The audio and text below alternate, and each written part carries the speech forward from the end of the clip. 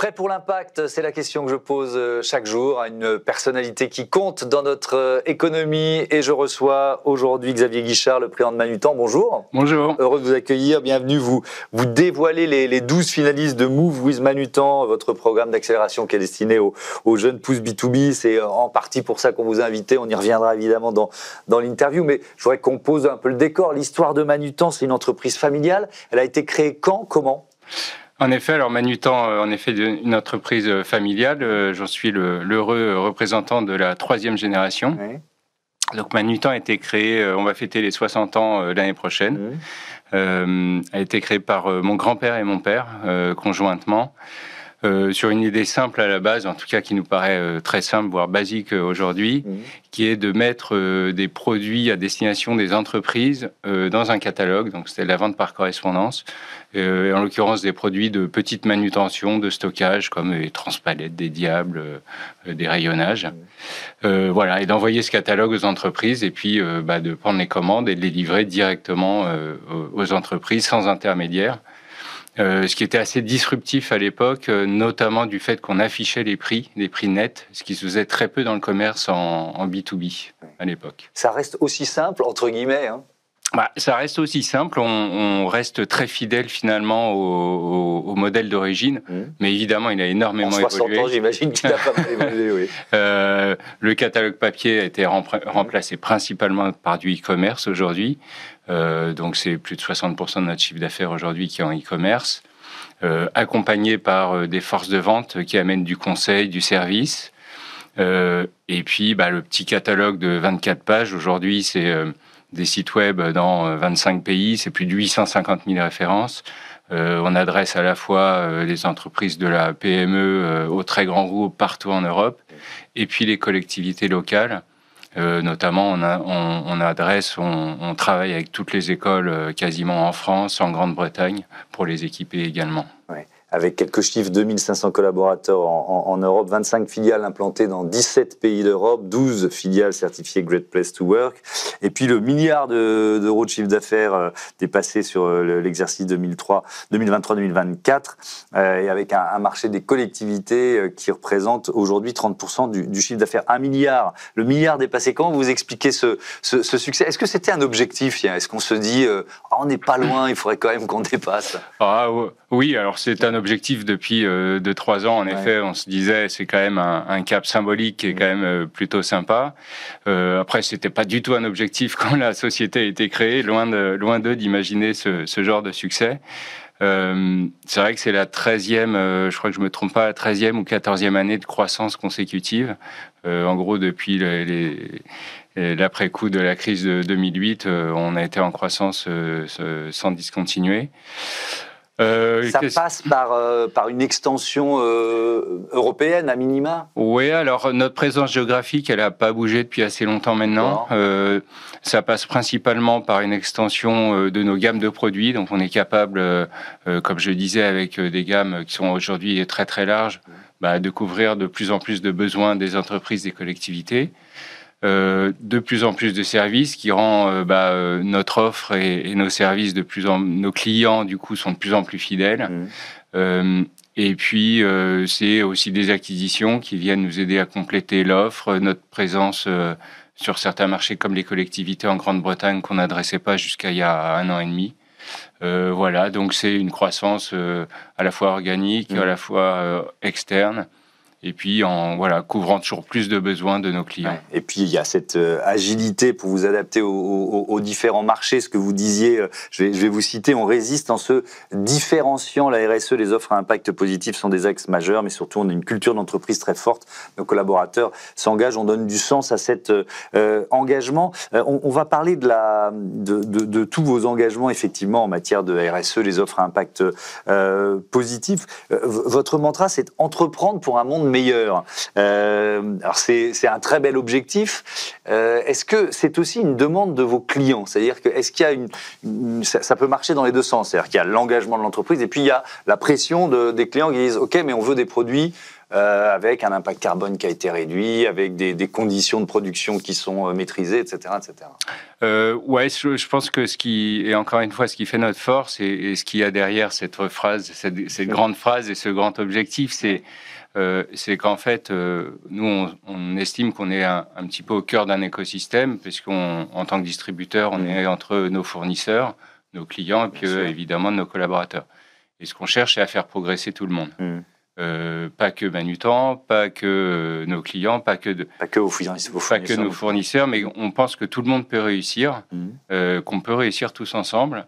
Et donc, c'est ça qu'on cherche. Et en effet, nos clients, typiquement, sont très en demande de solutions parce que, comme nous, ils cherchent à décarboner, à rendre leur modèle économique plus vertueux. Et en tant qu'intermédiaire, on pense qu'on peut tirer tout le monde vers le haut. Et donc, on offre à nos clients un certain nombre de services qui leur permettent de décarboner et d'être plus efficaces dans leurs achats, à la fois économiquement et d'un point de vue RSE. Et vis-à-vis de vos fournisseurs, il y a une logique d'accompagnement aussi, parce que il y a une période où ça descendait, ça tombait comme à gravelotte, quoi. Vous voyez, il y avait des injonctions qui tombaient sur les fournisseurs, et parfois c'est des PME qui n'arrivaient pas à suivre ce que les grands comptes demandaient. En fait, je pense que ça fait partie depuis le début de l'ADN de Manutan, de considérer vraiment le fournisseur comme un partenaire. Et Manutan n'aurait pas existé, n'aurait pas démarré sans ses fournisseurs. Et je pense qu'on a toujours été redevable de nos fournisseurs de ce point de vue-là. Et donc, on cherche à les embarquer avec nous. Voilà, j'en veux pour preuve dernièrement, on a validé nos objectifs de décarbonation avec ce qui s'appelle le SBTI. Donc, basé sur la science. Voilà, basé sur la science. Et pour ça, on va embarquer nos fournisseurs. Donc, on va commencer cette année par une vingtaine de fournisseurs qu'on va embarquer avec nous pour qu'eux-mêmes décarbonent leurs opérations pour qu'on ait des produits plus vertueux et qu'on propose ensuite ces produits à nos clients. C'est quoi cet objectif SBTI ? Cet objectif SBTI, c'est en gros, c'est être en lien avec les accords de Paris. Et donc, on souhaite être neutre en carbone d'ici à 2050 sur les scopes 1, scope 2 et scope 3, et neutre en carbone sur les scopes 1 et 2, en tout cas d'avoir réduit de 60% sur scope 1 et 2 d'ici à 2030. C'est tout de suite, 2030, c'est demain. Et alors, parmi les leviers à activer pour atteindre cet objectif, il y a ce programme qui s'appelle Fred 21. Vous venez de renouveler pour 3 ans l'adhésion au programme. C'est quoi Fred 21 ? Alors Fred 21, c'est un engagement qu'on prend de travailler avec nos transporteurs, qui représentent, le transport représentant environ 10% de nos émissions de carbone. Donc c'est pas le plus gros, mais c'est important quand même. Et donc c'est un programme qui nous pousse à travailler avec nos transporteurs pour réduire cet impact-là. Et donc on a tout un tas d'actions avec nos transporteurs pour réduire cet impact carbone.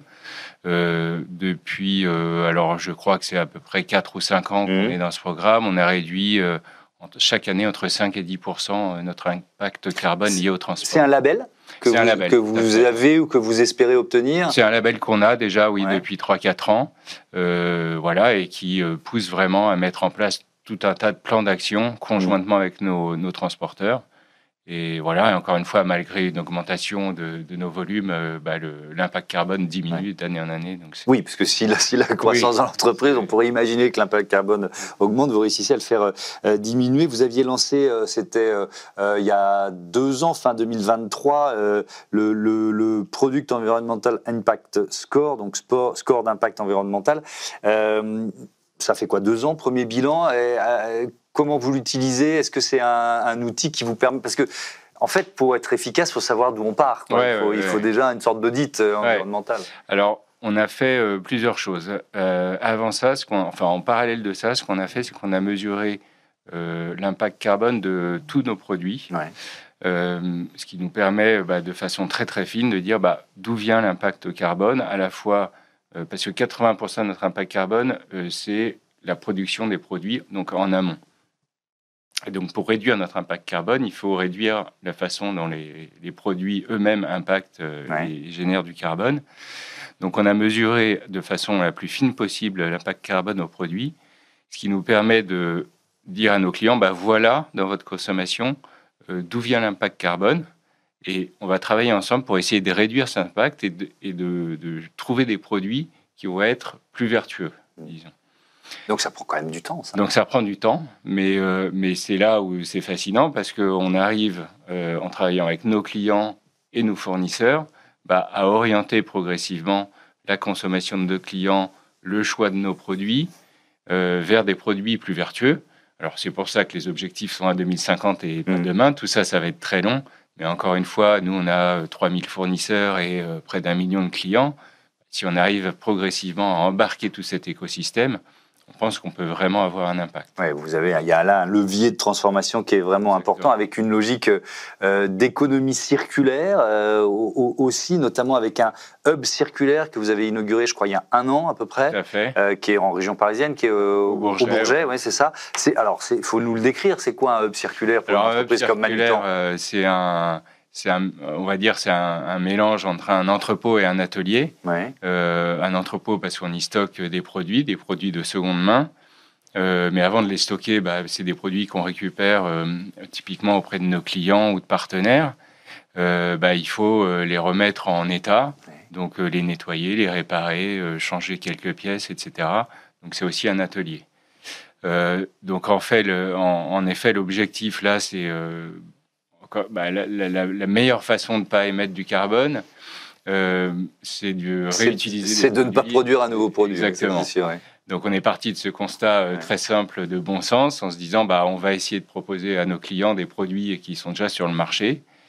Donc on a ouvert ce hub en effet il y a 1 an. On y stocke environ 3000 références, 3000 produits. Ouais. Et progressivement, du coup, on propose à nos clients d'acheter des produits d'occasion. Alors, ça rejoint ce thème, la question que Arnaud Gossement, avocat en droit de l'environnement, qui était à votre place la semaine dernière, a choisi de vous poser. Bonjour Xavier Guichard, je suis allé sur votre site internet et j'ai vu avec satisfaction que votre offre responsable occupait une bonne partie de l'écran. Et j'aurais aimé en savoir plus sur cette offre responsable. D'abord, pourquoi est-ce que vous communiquez sur cette offre responsable? Et puis à l'intérieur, vous communiquez beaucoup sur vos produits reconditionnés, notamment mobilier. Et ce que j'aurais aimé savoir, c'est est-ce que ça marche? Est-ce que ça se vend? Et sinon, pourquoi?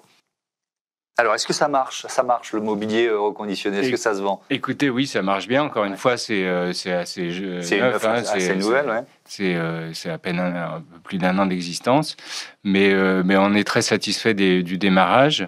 Pour vous donner quelques chiffres, c'est un peu plus de 2,5 millions d'euros de chiffre d'affaires en à peine 1 an, ce qui est très encourageant. Si on y ajoute... parce que ça nous permet aussi de gagner des appels d'offres, des marchés qu'on n'aurait pas gagné sans ces offres-là. Donc, si on y ajoute ces marchés connexes, c'est presque 5 millions d'euros de chiffre d'affaires additionnel. Donc, c'est très encourageant. Alors, on n'est pas encore à l'équilibre. À l'équilibre, mais c'est un investissement, on le savait évidemment. Mais ça veut dire, pardon d'interrompre, ça veut dire que, puisque vous dites ça nous a fait gagner des marchés, notamment peut-être des collectivités ou peut-être des comptes, mais qui disent ok, mais nous on veut qu'il y ait une offre d'économie circulaire dans le package, c'est ça? Oui, il y a clairement une volonté des entreprises, on le sent, d'intégrer dans leurs achats de l'économie circulaire des produits d'occasion, parce qu'eux-mêmes ont cette contrainte de décarboner leurs achats. À la fois pour leur reporting, parce qu'ils sont convaincus, et puis aussi parce que souvent c'est une demande de leurs collaborateurs. Donc là, les produits typiquement qu'on a au web circulaire, c'est du mobilier de bureau. Et donc il y a aussi un vrai impact sur les collaborateurs et sur la fierté de se dire, tiens, on a des produits qui sont d'occasion. Et donc il y a une vraie traction, une vraie envie des clients de s'engager là-dessus. Et alors, l'autre partie de la question d'Arnaud Gossement, c'était sur la communication. Pourquoi vous communiquez sur cette offre? Évidemment, c'est l'avocat en droit de l'environnement qui est derrière, qui travaille beaucoup sur tout ce qu'on appelle des allégations, parfois des fausses allégations, etc. Est-ce qu'il y a des choses que vous faites bien et sur lesquelles vous vous dites « Ah, on va peut-être pas encore communiquer dessus parce que c'est trop tôt, parce que... » etc. Vous voyez ce que je veux dire? Oui, alors... je dois dire que par un petit peu notre historique, on était assez peu communicants. On avait tendance à très peu communiquer chez Manutan. On essaye de changer ça parce que finalement, on se dit que c'est aussi un levier de d'accélération et que notre impact positif, il passe aussi par la communication et d'embarquer tout notre écosystème. Donc c'est vrai qu'on aurait lancé ça il y a quelques années, ce hub circulaire. On aurait attendu plusieurs années que ce soit vraiment prouvé avant de communiquer. Aujourd'hui, on décide de communiquer plus encore une fois, pour embarquer. Voilà, donc non, je pense qu'il y a... Mais on ne le fait pas pour un souci de communication. Nous, je pense qu'on est vraiment engagé dans l'idée de se décarboner, d'embarquer notre écosystème avec nous. Et puis, et encore une fois, je pense que pour que ça fonctionne, bien sûr, la décarbonation, il faut être convaincu, mais aussi il faut mettre ça au cœur du modèle économique. Parce que si vous faites ça à côté, à part, finalement, au bout d'un moment, vous allez voir ça comme un poste de coût et pas comme quelque chose qui est à part entière dans votre modèle économique et qui a un levier de business. Donc nous, notre idée, c'est vraiment de tout réconcilier. Vous affichez 4000 fournisseurs, 220 000 mètres carrés de surface de stockage en Europe, c'est quand même impressionnant. 850 000 références, dont 110 000 stockés. 220 000 mètres carrés de surface de stockage en Europe, ça veut dire qu'il y a un gros travail que vous êtes déjà en train de faire, j'imagine, sur l'efficacité énergétique de ces entrepôts. Oui, on a aujourd'hui 60% de notre électricité est décarbonée. L'objectif étant d'aller à 100% d'ici à 2030. Donc oui, c'est des gros efforts. Ça veut dire quoi, par exemple, du photovoltaïque sur les toits? Alors c'est soit du photovoltaïque, donc on a quelques sites qui sont équipés en photovoltaïque. On ne peut pas toujours le faire pour des contraintes parfois techniques. Soit c'est de l'achat d'énergie décarbonée, donc qui représente un surcoût, mais parfois un surcoût, mais voilà, on le fait parce qu'encore une fois, on en est convaincu, quoi. Alors, vous avez aussi, je l'ai annoncé en tout début d'entretien, donc je ne l'oublie pas, cet engagement vis-à-vis des startups, le programme Move with Manutan, programme d'accélération dédié aux jeunes pousses B2B. Ça existe depuis longtemps, parce que là, nous, on va recevoir les 3 startups lauréates pendant le mois de novembre. Donc, il y a déjà un peu de recul sur d'autres jeunes entreprises qui ont été... Alors, c'est la 5e édition. 5e édition, Voilà, on s'est lancé là-dedans un petit peu presque par hasard. On avait un partenariat avec le MoveJ, qui est une association qui aide les entrepreneurs. Et on souhaitait nous-mêmes aider et puis rendre un petit peu à la société, avec nos moyens, essayer d'aider les jeunes entrepreneurs. Donc oui, c'est un très bon succès. À la fois, je pense qu'on a eu un vrai impact vis-à-vis de certaines de ces startups. C'est quel type d'accompagnement? C'est principalement, on va dire, on ne le présentait pas comme ça jusque-là, mais au final, c'est principalement du mécénat de compétences. Donc, il n'y a pas de financier, d'argent, etc. Donc, chaque startup est accompagnée par 2 sponsors de chez Manutan, qui vont les challenger sur leur stratégie, leur approche, leur go-to-market, etc. Et ensuite, selon les enjeux de chacune des startups, on fait appel à des compétences en interne, selon ce dont ils ont besoin. Ça peut être du commercial, du juridique, du web, du digital ou autre. Voilà, donc on est principalement là-dessus. On leur propose aussi, s'ils ont besoin, d'utiliser nos locaux. Bon, c'est pas ce qui rencontre le plus grand succès étant basé à Gonesse, mais on est principalement sur le mécénat de compétences. Et alors, dans la promotion de cette année, il y a quelques belles pépites, là? Alors, on a à vrai dire, on a 4 pépites, parce qu'on a normalement, on en choisit 3, et puis on a eu un coup de cœur sur une 4e. On a des pépites vraiment incroyables. Alors, ce qui est assez étonnant, c'est que les 4 pépites qu'on a choisies sont toutes très liées à la RSE, à l'économie circulaire. C'est un hasard, mais le hasard fait parfois bien les choses. On a par exemple TISUP, qui est une société qui fait du réemploi d'objets publicitaires, qui récupère notamment sur les salons. Alors, c'est des centaines de tonnes après chaque salon d'objets publicitaires qui sont détruits, exactement.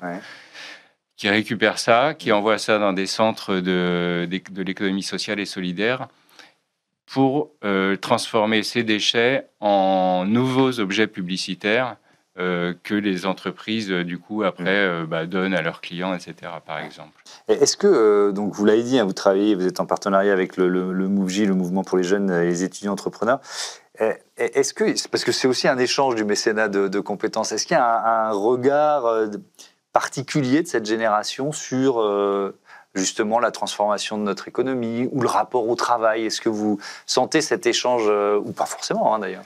Sur la transformation de l'économie et sur l'économie impact, je sens vraiment quelque chose de très fort. On sent que c'est très ancré chez ces jeunes-là. Et pour nous, c'est vraiment une source d'inspiration parce qu'on a ça aussi au sein du groupe Manutan dans notre ADN. Et cet échange-là, il est très, très riche pour nous aussi, du coup. Je voudrais qu'on parle de la charte handicap sur laquelle vous travaillez depuis, je crois que c'est depuis le mois de juin dernier, élaboration d'une charte handicap qui est portée par des salariés formés. Et là, on est à la fin du mois d'octobre dans le déploiement de cette charte, c'est ça? Ouais, alors on essaye. C'est vrai que c'est quelque chose, c'est un sujet qui est pas facile en entreprise. On a typiquement le mois prochain là, une journée du handicap au sein du groupe et avec tout un tas d'événements. Donc on essaie de sensibiliser les collaborateurs sur le handicap visible et le handicap invisible. Les deux, je pense que les deux sont importants. Voilà, c'est pas toujours facile même de trouver des personnes en situation de handicap en termes de recrutement. Donc c'est essayer de trouver ces réseaux-là pour en effet... Est-ce qu'il y a encore, évidemment, beaucoup de tabous, de réticences à en parler? Nous, on reçoit régulièrement sur les entreprises, sur les associations autour de cette thématique. Avec la difficulté pour une entreprise d'inciter des salariés à parler d'un handicap invisible. Exactement. Sans qu'on soit trop intrusif vis-à-vis de leur intimité. Comment vous... parce que c'est ça, je pense, que ce que vous essayez de mettre en place avec cette charte, c'est un équilibre qui n'est pas facile à trouver. C'est vraiment ça l'enjeu, c'est qu'en effet, on le sait, il y a des gens qui sont en situation de handicap invisible et qui se déclarent pas pour plein de bonnes raisons. Hein. Et en effet, c'est d'essayer un petit peu de casser ces tabous. Donc, il faut communiquer, il faut sensibiliser, mettre en confiance. Je pense que la confiance, c'est quelque chose qu'on travaille beaucoup dans le groupe. Mais c'est un travail de longue haleine et qui est très sensible, je pense. C'est un atout pour une entreprise d'oser regarder le handicap en face? En fait, je pense que l'atout, pour nous, c'est la diversité. Hein. On croit beaucoup dans le groupe Manutan à la diversité et la richesse de la diversité. Et voilà, moi, j'incite toujours à venir, les gens à venir voir notre site à Gonesse. Et la diversité, elle est énorme, y compris européenne, y compris... Et je pense que cette diversité-là, elle apporte toujours de la richesse, en fait. Et le handicap, pour moi, fait partie de la diversité et de la richesse. Est-ce que ça veut dire aussi, que vous avez repensé au fil du temps les critères de recrutement pour mettre le plus de diversité possible dans l'entreprise? Oui, clairement.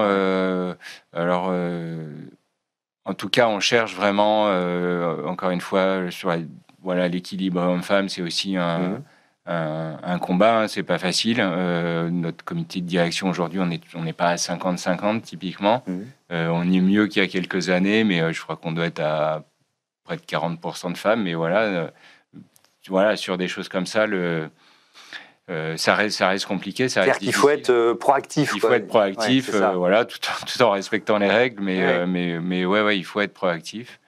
Donc c'est un vrai combat. Et je pense à ça parce qu'on parle de recrutement, mais et ça nous ramène à l'économie circulaire dont on parlait tout à l'heure, parce que vous vous êtes allié, je crois, avec Arès et Valdelia pour lancer un système, une activité d'insertion professionnelle dirigé, fléché vers l'économie circulaire, c'est ça? En fait, le hub circulaire... Ça rejoint le hub circulaire, d'accord. Au Bourget, on a signé là, le mois dernier, un accord notamment avec Arès, qui est un acteur majeur de qu'on a déjà reçu ici, l'entreprise sociale et solidaire, qui est maintenant du coup notre hub est du coup un atelier de réinsertion géré conjointement avec Arès.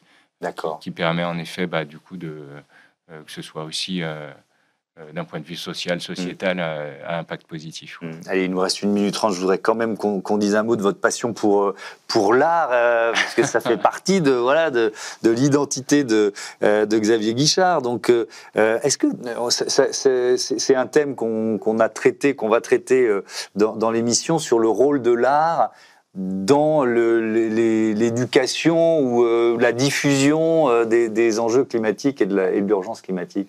Vous êtes convaincu de ça? Alors, le lien entre les deux, il n'est pas facile. En tout cas, je trouve que l'art est intéressant parce qu'il appelle à l'émotion, à la sensibilité des gens. Et donc, en effet, j'essaye petit à petit de diffuser un peu d'art dans l'entreprise. Il y a ça un peu plus d'une dizaine d'années, on avait reçu un artiste en résidence dans nos locaux.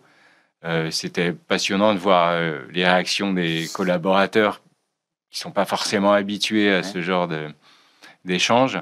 Ça challenge vraiment, mais encore une fois, cette diversité et d'appeler à différents types d'intelligence et d'émotion, c'est incroyable ce qui leur sort et comme ça peut faire progresser finalement l'entreprise comme un tout.